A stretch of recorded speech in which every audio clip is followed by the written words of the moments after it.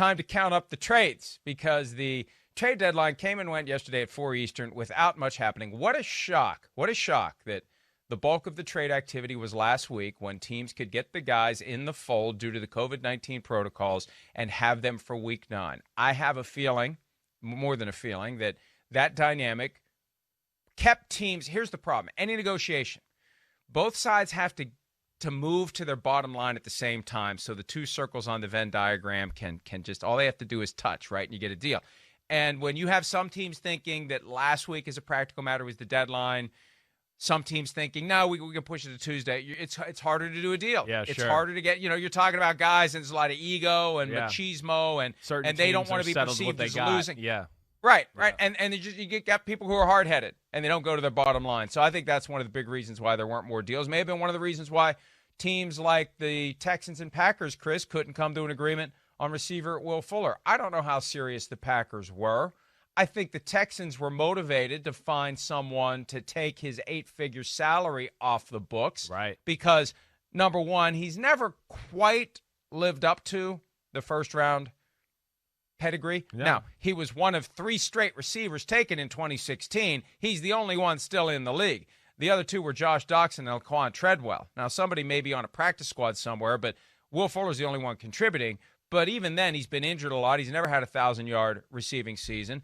And I don't get the impression that there was anyone other than the Packers that was even thinking about trading for Will Fuller. No, and neither have I. And even people I reached out to just around the league to see if they're getting any inklings or anything like that. That seemed to be the only name or real action out there yesterday, certainly.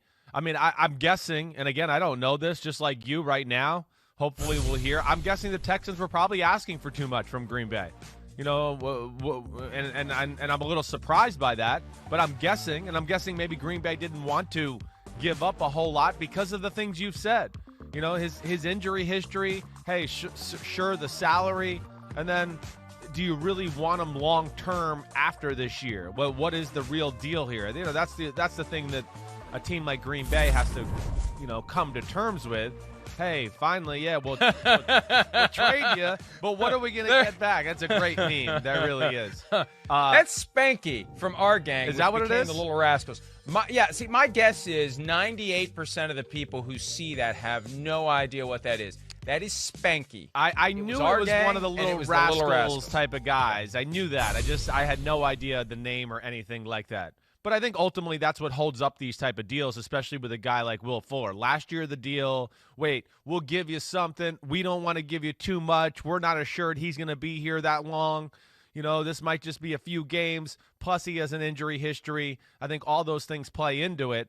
As a guy who sits here and roots for Aaron Rodgers, yeah, I'm a little disappointed. You know that. I love Aaron Rodgers, and I want to see him with weapons because I want to see him have a chance when he gets to the playoffs to win some shootouts, and maybe he can carry the team that way if he has one more weapon, and he doesn't, so we'll see where it goes.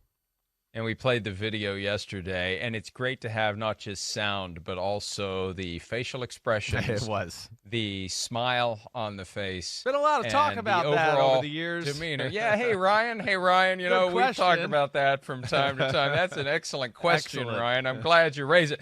I have no role in personnel, but it is quite the excellent question, Ryan. You keep asking the tough question.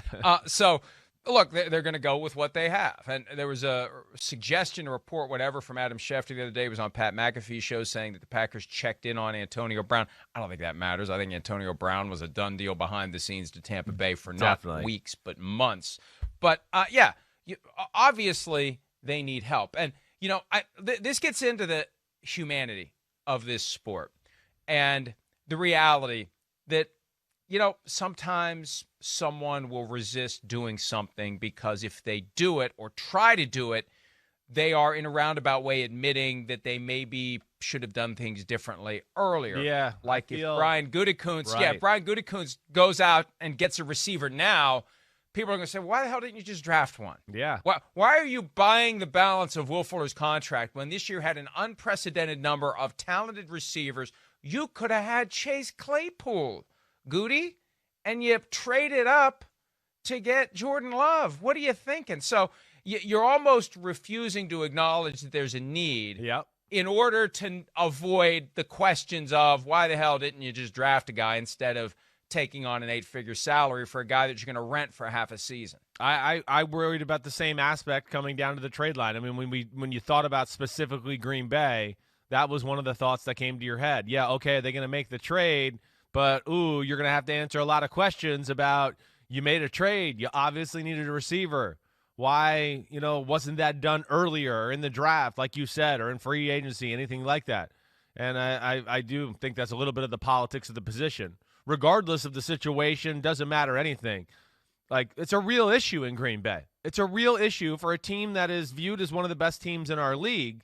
There is not a second receiver on the football team. There's not. I mean, there's nobody. Hey, look, the stats for the Green Bay Packers. Davante Adams, of course, leads the team in receiving. And then it's Robert Tonyan in second. And then it's Williams. Yep. Oh, here's the receivers. This is the receivers. But they're not even the, Jamal Williams. He's got more receptions than Marquez Valdez-Scantling. I mean, Alan Lazard is the second, third receiver. I know he's been injured. It's 13 receptions. So here's Rodgers and Davante Adams and a bunch of no-names trying to make the offense move. And, yeah, Aaron Jones is a good player and all those type of things. But we've seen here the last few weeks, Green Bay's defense is not Super Bowl caliber. They got a solid pass-protecting offensive line, and they have a good offensive system. It's not great. They have a Super Bowl quarterback, and that was their biggest chip in the game, and they've done nothing to really support him to help, the Super Bowl quarterback then therefore take it to a Super Bowl team. And to me, they dropped the ball on that big time. This whole year, 2020, the whole calendar year, they dropped it.